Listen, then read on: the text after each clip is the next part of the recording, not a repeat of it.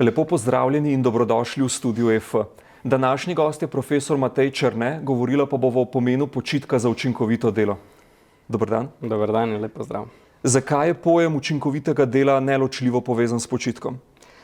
Počitek je v bistvu zelo aktualna tema in bi rekel, in temu tudi raziskave lepo pritrjujejo, da ne moremo niti govoriti o učinkovitosti oziroma o dolgoročni produktivnosti, če ni počitka. Torej, počitek je v bistvu predpogoj za to.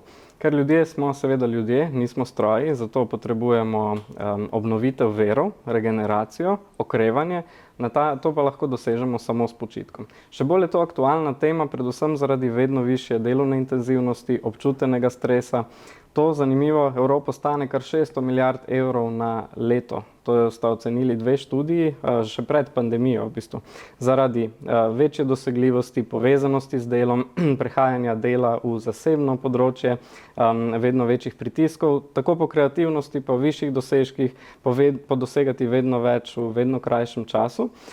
In potem seveda to se pozna na ljudeh na dolgi rok. So pod stresom, potencialno izgoreli, čustveno, kognitivno izčrpani, kar pomeni tudi, da seveda ne morejo biti dosti produktivni oziroma tako produktivni, kot bi si njihovi delodajalci želeli. Pozna se na njihovem zdravju, bolniških staležev in tako naprej. Kaj pri svojem raziskovalnem delu konkretno obravnavate kot počitek in kakšna je pri tem vloga spanja?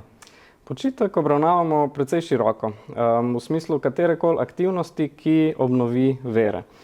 Spanje je ključno področje, ni pa edino, seveda.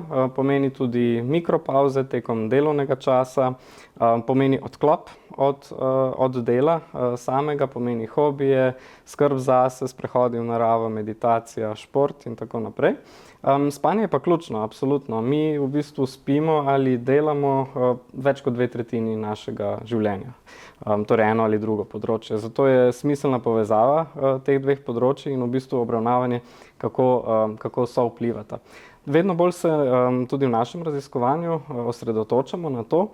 Spanje je v bistvu tisti temeljni biološki počitek, regeneracija, ki regenerira možgane, regenerira kognitivne vere, regenerira tudi čustvene vere, da smo se sposobni v bistvu boljše odzivati na delovne zahteve, na dinamično delo, boljše reagirati, boljše pomniti, biti bolj kreativni in tako naprej. No, mi v našem raziskovanju v sklopu vedenjskega laboratorija vedno večjo pozornost namenjamo preučevanju spanja, konkretno kakovosti spanja, z nosljivimi napravami, ki so za to na voljo, aktimetri, prstani, in v bistvu gledamo na sovplivanje tega, kar se dogaja v delovnem okolju in spanja oziroma regeneracije. Prvi izsledki teh raziskav v bistvu kažejo, da seveda spanje nima čisto neposrednega vpliva na to, kar se dogaja pri delu, je precej oddaljen konstrukt. Pomembno pa v bistvu okvirja ostale pomembne delovne kontekstualne učinke. Recimo to, kako reagiramo na vodenje, kako reagiramo na neke delovne zahteve, kako smo sposobni delovnim zahtevam parirati z nekimi dodatnimi veri na osebni ravni in je zaradi tega ravno zato zelo pomemben. V svojih raziskavah se osredotočate tudi na tako imenovani tehnostres. Kako ga prepoznati? Tehnostres je zanimiv pojem, o katerem se je začelo govoriti po 2005-2010, ko smo ugotovili, da v bistvu tehnologija vedno bolj posega v naša življenja. Še bolj seveda se kaže oziroma je ključen za tiste skupine ljudi, ki veliko delajo s tehnologijo. Ima več dimenzij, tehnološka invazija, ki v bistvu pomeni, kako tehnologija posega tudi v prosti čas oziroma v življenje posameznikov na splošno. Tehnološka povezljivost oziroma dosegljivost, da smo zaradi tehnologije ves čas povezani z delom. Tehnološka kompleksnost, ko v bistvu tehnologija, različne aplikacije, različne naprave, ki jih uporabljamo, enostavno postanejo preveč zahtevne za našo uporabo. Težko jim sledimo, težko jim pariramo. Tehnološka negotovost, ko v bistvu ne zaupamo, da bo tehnologija naredila to, kar od nje pričakujemo. No in mi ugotavljamo in tudi drugi raziskovalci, da se vsa te občutenja, ki v bistvu se nanašajo na stres, ki izvira iz tehnologije oziroma nastane zaradi tehnologije. Prepoznamo pa predvsem kot neke izzive, ki jih imamo ali na psihološki ali na fizični ravni, v smislu nekih prvih pokazateljev slabšega mentalnega ali fizičnega zdravja. In v tem smislu v bistvu tudi zelo lepo raziskave kažejo, da nakazuje tudi splošen stres, nakazuje tudi potencialno izgorelost na dolgi rok. Kdo je takšnemu stresu najbolj izpostavljen? Torej, predvsem tisti zaposleni, ki so ves čas povezani s tehnologijo, po eni strani že zaradi same narave dela, tudi platformni delavci, tisti zaposleni, ki delajo nadaljavo, tisti zaposleni, ki tudi znotraj okvirov, recimo normalnih organizacij, so več v stiku s tehnologijo.